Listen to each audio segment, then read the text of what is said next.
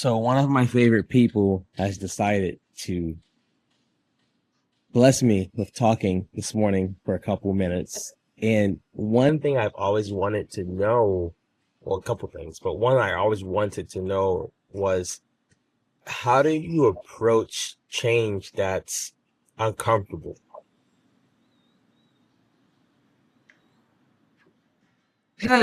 Well, I mean, change is inevitable. It's just going to happen. And I think I just had to always draw on our faith. Mm, Um, and I think I've learned. So, like, okay, so like you learn, right? You have kids. That's a big change from, you know, being a couple and then going into having a kid and then two kids. And so you realize, well, I'm not the center of the universe anymore. My children need all of my attention, and nobody cares about me because my children walk in the room and they light it up. So, your perspective totally changes on life. And I think one of the biggest changes for us was when Stuart was diagnosed with ALS, and that was actually 13 years ago. This past June, June 25th was when he was first diagnosed, and that like rocked our worlds. I mean, when you look at ALS, it's usually a 2 to 5 year lifespan from the time of wow, I diagnosis. didn't know that. Yeah. So I fully expected at that point to be a widow. Um, I mean, that whole summer, because I'm a teacher, so I had the summer off, I was able to go to the beach. I would go once a week. And it just, I would just cry on the beach. Mm, And I took to prayer and fasting, and that was my day to do that. And I would go home and encourage him, kind of like praising the Lord through the storm, that kind of thing. And going through that time, realizing that our life was going to change drastically, you prepare yourself. I mean, he was preparing himself to die. mm, Um, he would be online all the time researching wheelchairs, looking at our end of life stuff. And I would keep telling him like, you're fighting, you're not fighting. And he said, but I am fighting. I know you're fighting to die. You're not fighting to win, live. mm. And perspective changed again when we got our service dog. For him, that was just like a big change perspective. It brought him back to a pre-diagnosis mindset, And so if he wasn't flexible enough to change at that point and just say, well, hey, this is it. This is how my life is going to be. I'm going to be either in a wheelchair or dead, and that's my life. But he changed his perspective and he said, I'm fighting to live. Well, it turned out that through the God's healing, I believe, his diagnosis changed from ALS to PLS, which is a non-life-threatening form. Still has all its mobility issues and all of that. But he's still here. This is 13 years. So I often look at him and how his perspective and his mindset, because I'd always say like, hon, you struggled so much to walk. Why don't you just get you a wheelchair? And his answer would be, the day I sit in a wheelchair is the day I'm not going to get up. And so Wow. he would just keep fighting, and thank the Lord he did, because if he did go in a wheelchair, he would have lost everything that he had strength wise. So if he lays, and of course, I was diagnosed with cancer a year later. And, again, whole new change, life.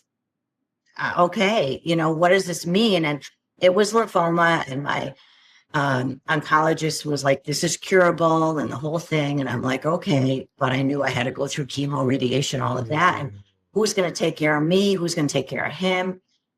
Again, it's the mindset. You don't let these things rock. And we prayed about it. And, he would bring me breakfast on his walker every morning because I couldn't wow. get up, people would, I know when after I went through everything and we went to, Relay for Life walk and stuff, and they had a dinner for caregivers, and he literally rolled up with his walker, and they're like, sir, this is for caregivers only. And he's trying to tell them, and his speeches are very clear, like, I'm a caregiver. And they're like, sir, I'm sorry, this dinner, and like they were arguing with him that he couldn't possibly be a caregiver. I saw this conversation happening and I ran up. I had Swanson with me. I'm like, excuse me, ma'am, he's my caregiver, you know, and don't tell me he brought breakfast to me every morning and he took care of me and he would come to me to my treatments, the whole thing. Oh my God. So, you know, and he'll say my cancer diagnosis made him stronger because he didn't have a choice. You know, he had to be there for me. So that's another change. He had a choice. The question is, I think we always have a choice to give up or to choose the option to fight. What was in him or what was in you to say, I'm not gonna take him just going out like this? I mean, I think that the fact that I saw him fighting when he had his diagnosis and he finally eventually, and again, because of Swanson, a lot of that was because of Swanson, because he, you know, got a new mindset, really. He just felt he had to keep pushing. And when I saw that and I was coming back from cancer, and it really depleted me because I've been working out. Here's the thing, going into all our illnesses, we were always worked out. We always took care of our health. So we went in healthy. I think a lot of people, I say my parents' generation, they get sick and then they're like, oh, I got to start working out. I got to get healthy. You know, it's not that it's too late, but it's never too late. But you're like, okay, what if you did this before? You know, you probably would have, you have this strength that you get, I think, many times from just physically pushing your body to those limits, the uncomfortable thing. I mean, my CrossFit coach used to tell me, it's like, yeah, it's being that feeling of being uncomfortable helps you face through some of the things that you go through. So, wait, let's pause there. So you believe, I believe it, but you believe having like a wellness routine actually helped you fight something that would have taken you out? 100%. Now I'll continue with this. So around, I guess we were around 38, 39, we started not professional, wasn't for amateur, but we were competitive roller skaters. So we were actually roller skaters. My girls started and we saw these older couples that were skating. And I said, hon, we should really do this. And so we did, we signed up, we went to nationals, we won a national medal even as in team skating. And we had a blast. The girls did well too. So this was like a family. We were called the Skating Shermans, but it was like a really family thing. And shortly after that, we realized, you know what, we kind of need to take that next step in health. So we joined a gym. And as a family, we went and we worked out. That was like what we did. Wow. The girls would go after school. They were in high school. And I would go after my school day. I'd see them in passing. They'd go home. Stuart would come at night and work. Sometimes we go together. I have a family that works out together, right? And that was like a thing we did, and then continue skating, but it made us better in so many ways. And so I think, and then we continued that even after, so it was, I joined I joined a boot camp gym because I saw stuff happening to him and he was tripping a lot. And I'm like, I need to get stronger. I needed the next level because I need to take care of him. You know, if he falls, I need to be able to pick him up, you know, and all those things, which he falls, you know. Incidentally, he still does push-ups every day so that if he falls and I'm not there, he can get up himself. Yeah. Wow. And, you know, sometimes he'll do one too many push-ups and he'll call me like, can you help me up? And I'm like, you did one too many, didn't you? And he's like, I'm stubborn. What do we do? But it's a stubborn determination that keeps him going. And so I know when I came into cancer, I was in good health, you know, and I would tell the doctor, I'm like, how did this happen? I'm in such good health. I take care of myself. I eat well, and eating well it's not just training, because we know you cannot train a bad diet. And it's like, well, how, and she was like, I mean, the thing about lymphoma is I guess it's a guiltless cancer, they call it, because you really You can't, it just happens. It's not like anything you did to cause it. And so it just hit me. And she's told me at that time I was teaching Zumba too. As a Zumba instructor. Abby got me into that, my daughter. And they actually got me into it by signing me up for the, license training. And I'm like, they dragged me and I'm like, I don't think I can do this. And it turns out, here I am having a blast leading, ladies in my demographic, doing all sorts of salsa and merengue, the whole thing. But I was doing, and my oncologist would laugh and say, we want to get you back to doing Zumba, And so when I did start going back to teaching again and leading classes after my treatment ended, there was kind of something funky on my CAT scan. And, they looked at the whole, she said, we look at the whole picture. And this is what she told the oncology team. She said, listen, I believe she's clear, she's good. And she also passed not only the CAT scan test, but she passed the Zumba test. Because, she said, she's back doing Zumba now, so that was like a thing. She used to always ask me, how's the Zumba? But I kept doing that. And again, after a while, I joined a CrossFit gym. And, what did I think of? How did I do that? But I was in such great physical shape. I would go to CrossFit after school, like 4:00 class. And then I would go back to Manchester because that's where my classes were. I did it through the adult ed. And I would teach a Zumba class. And then I'd come home like at 9:00 at night, fall into bed, get up the next morning, go teach school and rinse and repeat. I was teaching, like, sometimes I would do 2 Zumba classes a day. And really doing it, I didn't just like coach from the front. I mean, I'd be doing it with the students. So, but then I was in even better physical shape and the cancer came back. And this was 4 years later. And I was devastated. Like, talk about another life-changing event. I thought I was clear. We were free. At that point, we were like, all right, we're good. We can go on and we can live life. And that hit me like a ton of bricks. I'm like, Lord, what are we up to here? What's going on? What do you think? What do you think when that what do you think when that happens? Like, I'm doing all I can to be healthy. I'm not going crazy drinking or doing things to cause harm to my body. Like, what do you initially think when that happens?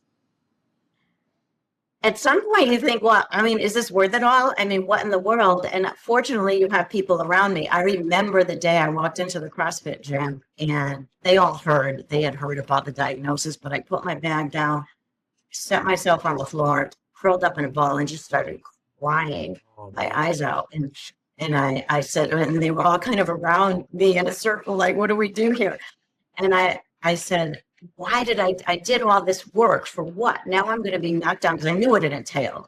I was going to be knocked down, and it was going to be even worse because the stem cell transplant, like, literally depletes your immune system, brings you down to ground zero.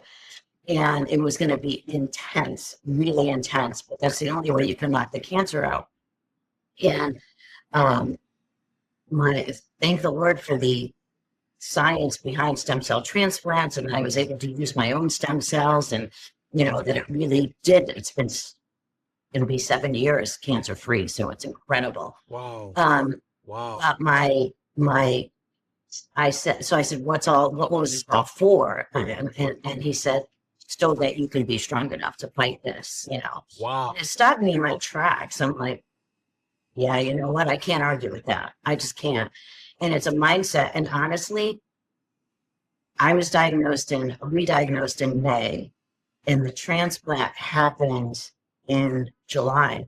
And I continued, well, not the transplant didn't happen. I had the chemo that I went through, because they do like a recovery chemo that puts you into remission so that your stem cells are healthy enough.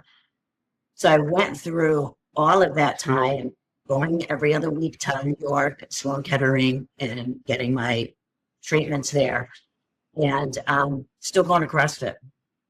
I asked them, I said, can I still go work out? I mean, that was important to me.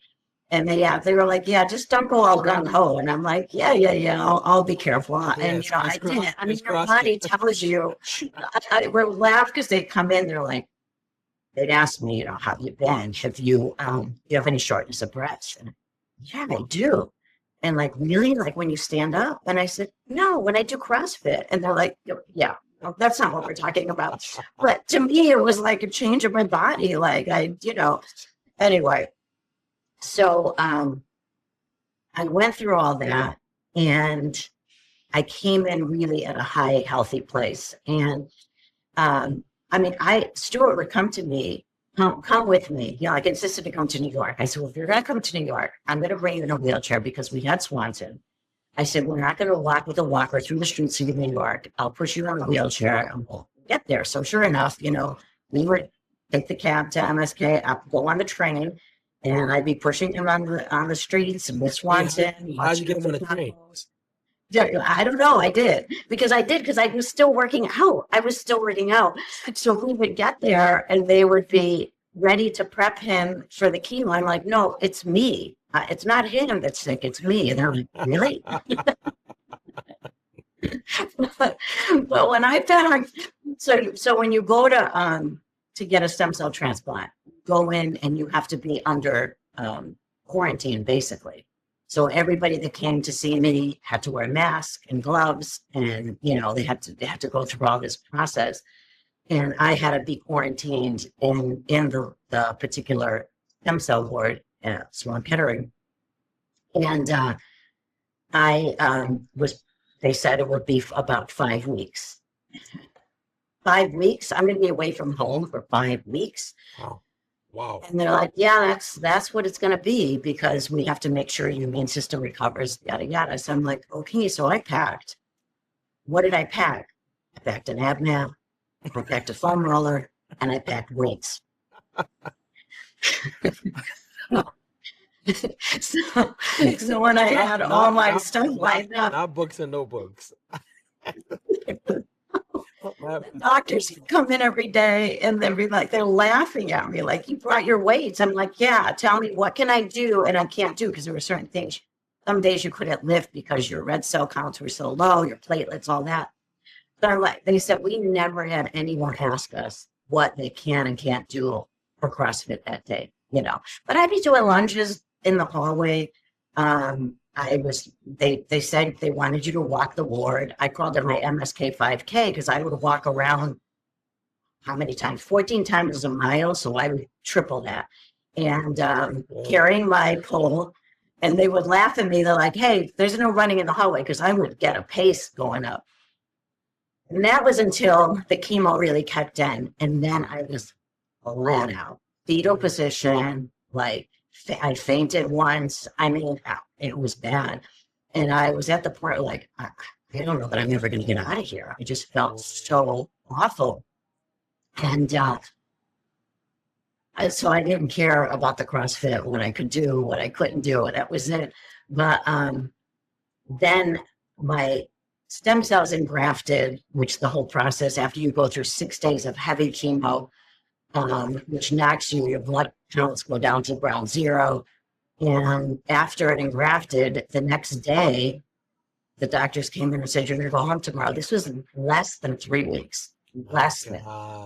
And they attributed it to the fact that I just kept working out. I was healthy. And so, my first question, sure enough, we came home. They had to sanitize the whole house, but I came home.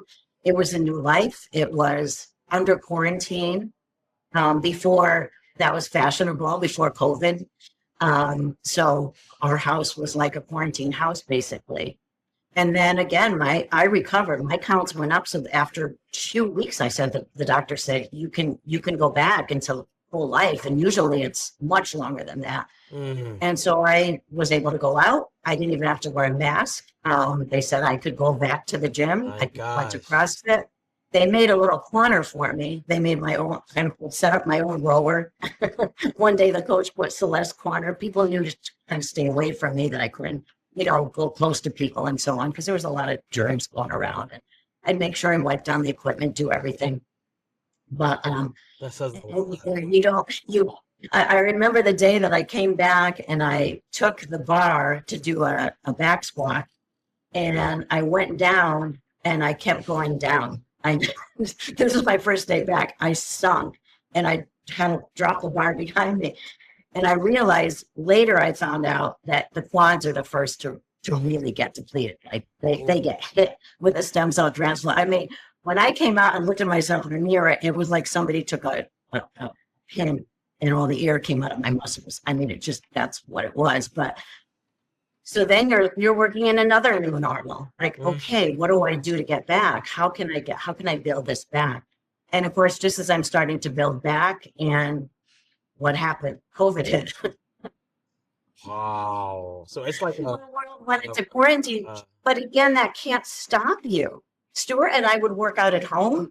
You know, Abby was with us then. You know, Michael would come and we'd all do our workouts. You know, I'd be farmer carrying around the circle in our house. You know, whatever we can do, and we did it. We just did it.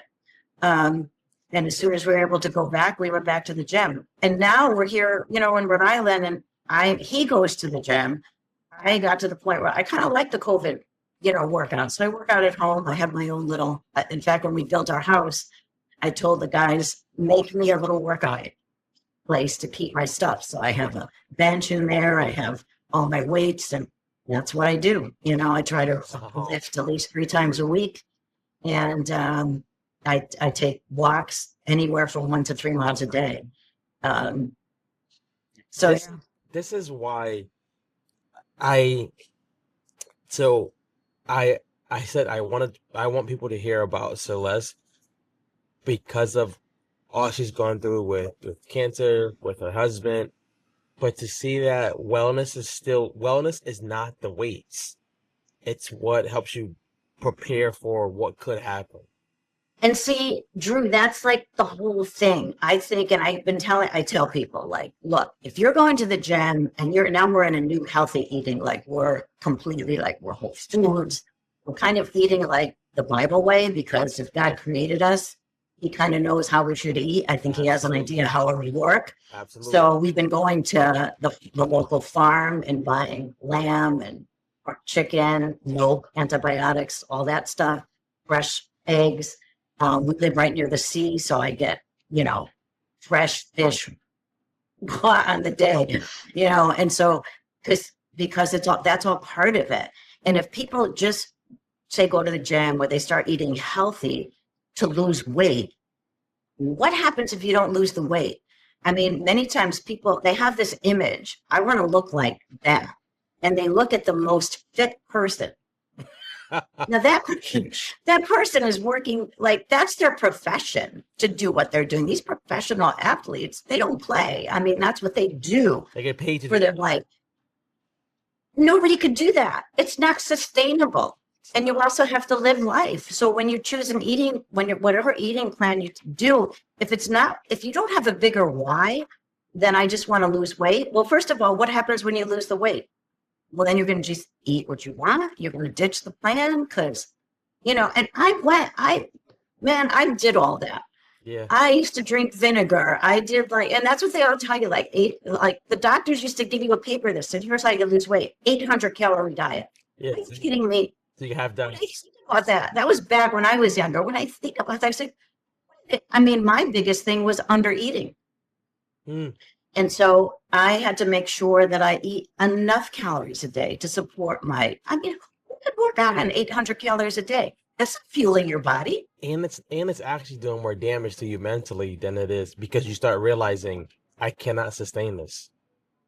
Exactly. Or, you know, you develop these unhealthy anorexic-like eating habits. Mm-hmm. And this is what we're doing to society. And then there's all the diet trends and crazes and everybody It's simple. Eat whole foods, shop on the perimeter of the grocery store, you know, make sure things are right. Do the best you can to eat fresh. We grow our own herbs now and things like that, you know, and get as far fresh food as you can. Eat in the season. Yeah. So it's not like processed and all this stuff. And work out. Just walk. Do anything. Do It's what you can do. I mean, if you're stuck in a chair, yeah. well, then do some kind of chair workouts. YouTube has them all over. Nobody has an excuse. Nobody has an excuse not to be as healthy as you can be. So no one has an excuse, but something that you have that I wish people would take from this is you have to develop the mindset that I'm going to do what I can do. Because in all honesty, fruits is cheaper than a lot of the stuff that's in the middle aisles. It is really Walking is you can walk anywhere. YouTube can teach you anywhere, YouTube can teach you almost anything anything. if you can't Buy a afford. pair of sneakers. Yeah, What? Yeah, that yeah. What barefoot? Whatever. Do whatever you can. Um, it's so and honestly, now I'm at the point where, like, okay, I do a lot of stuff now. We have this our house. I don't want to pay for anything that I can do. I don't need a landscaper can come when I can push a lawnmower. mhm, And for as long as I can push a lawnmower, I'm going to be doing that. Yesterday I was out in the heat, weed whacking, making sure I was hydrating, all that stuff. I go over here, we don't have garbage pickup. You have to go to the dump or the transfer station, as they call transfer it. station. Yes. And so I'm told when we moved, I told Stuart, I said, I'm not going to do that. We're going to pay to have the garbage pickup. We'll just pay to get it. And then I'm like, well, what should I pay? Because, hey, I could get a pedicure for that amount of money that we're paying monthly. Why not? Why should I?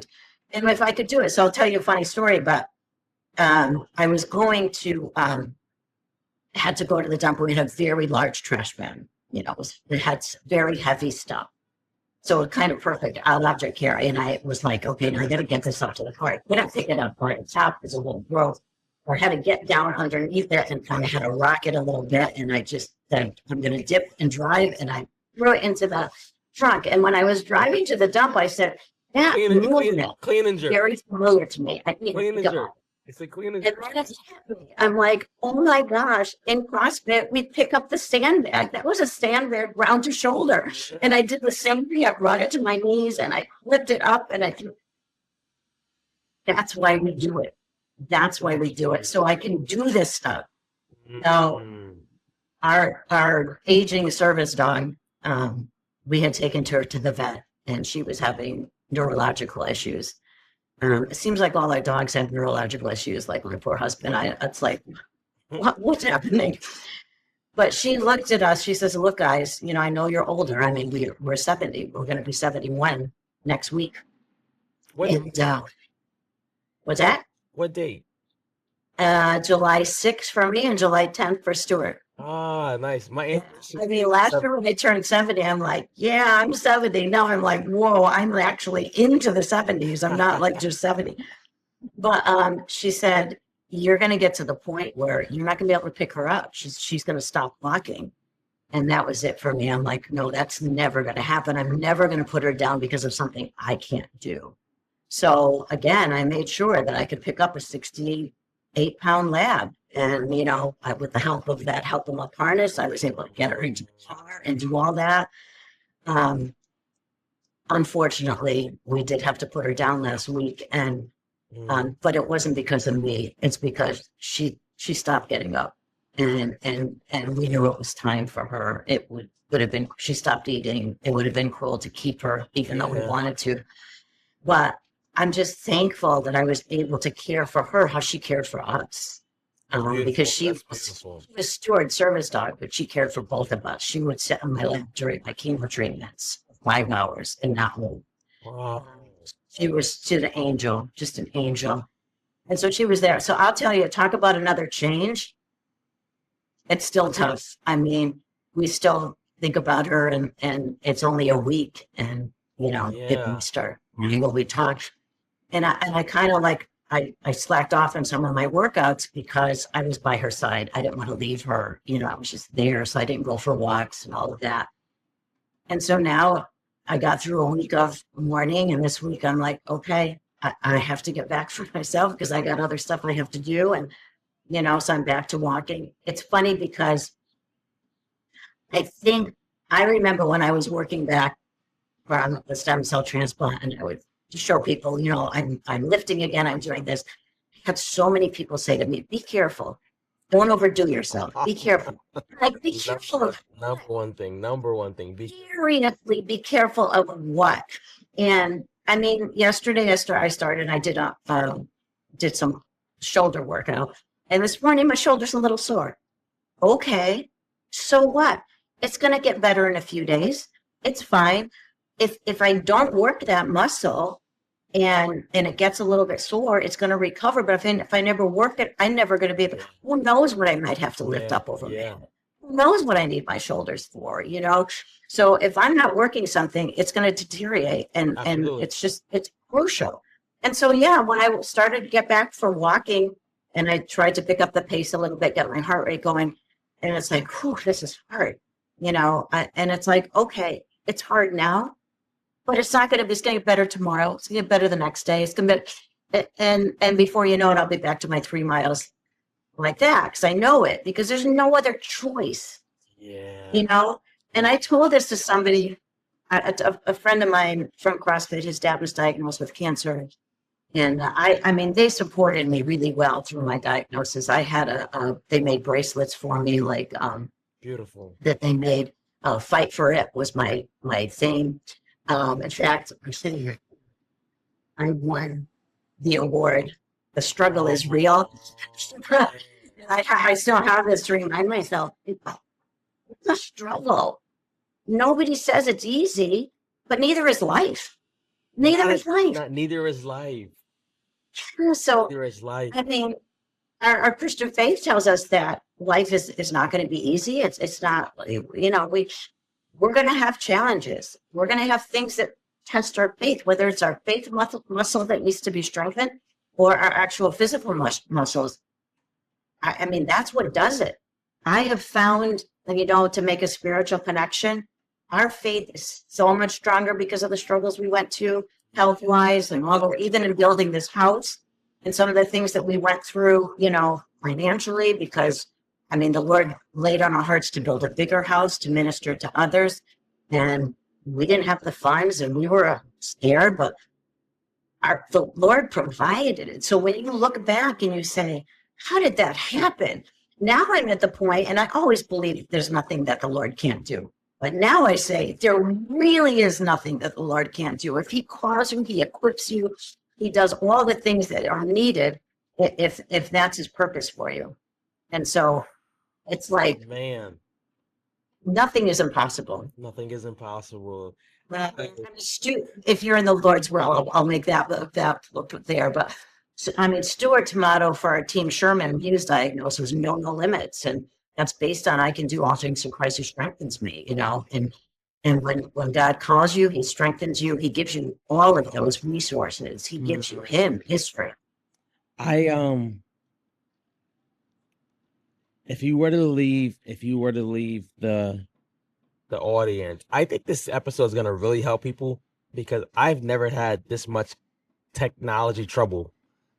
And all of these things happen while recording, like the computer's overheating for some reason.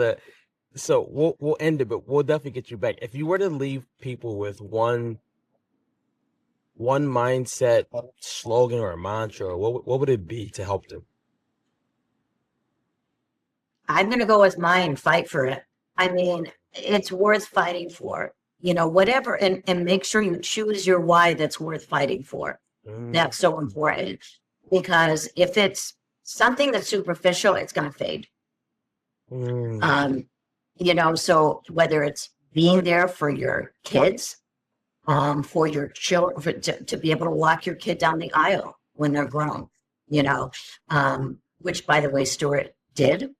Something I didn't think he would, he did. And he also did Mandy's first dance at her wedding.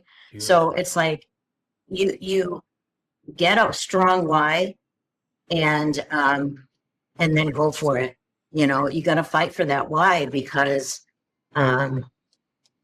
it's worth it. It's so worth it in the end. Think of the alternative. Fight for your health. I mean, and if you think it's costly, it's too expensive, whatever, to join a gym, there's so many ways that you could do on the cheap. YouTube. But there's tons of things you can do. Like we said, just get out and walk.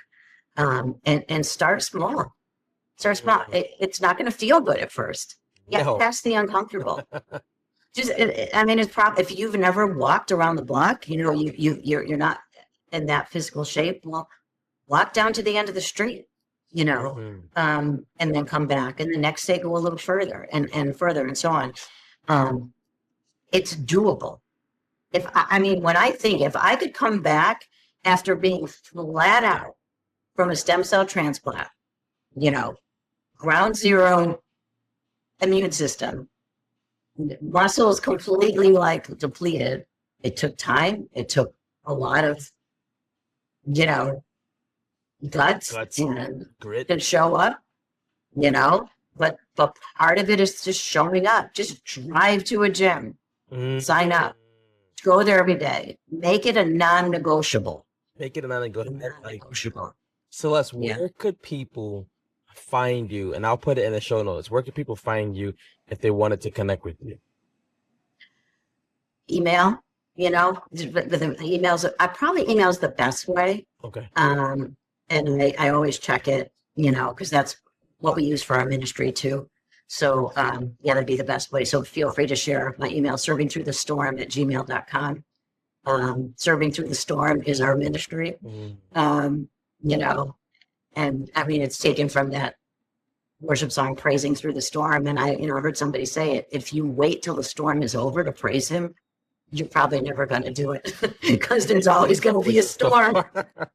And honestly, I worry when there's not a storm, like you said about, all the technology problems with this. I'd be like, if there's not a problem, I worry like, okay, Lord, do I need to do more? Like maybe things are going too easy. Like what's going on here? Either you're in a storm or you're coming out of one, or you're going back to one. So guys, I would make sure we have Celeste back because she has so many layers of what it means to be a conqueror, to fight for it, and to actually do it with grace. So Celeste, thank you very much. We will see you, and I will make sure that they go follow you as well. All right. Wonderful. Thanks, Drew. My pleasure.